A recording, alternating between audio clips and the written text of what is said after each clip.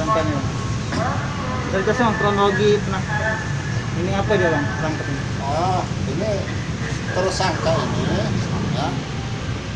dia masuk pekarangan, menurut keterangan warga mau ngambil pakaian jemuran. Pada saat itu kepergok dia melawan, mau membela diri dengan pakai saja. Ini ada baju kaos ya, yang mau dipertahankannya itu. Jadi yang kita sidik sekarang ini itu masalah sajam ya, sajam mana undang-undang darurat nomor 12 tahun 51 itu pasal 2 paling tidak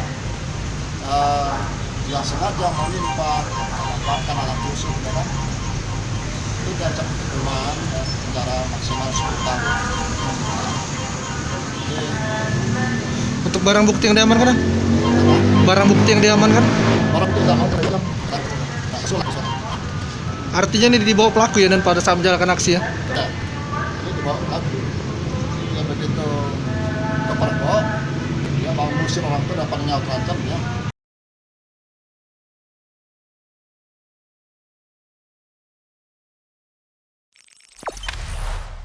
Jangan lupa subscribe, share, komen, dan like ya.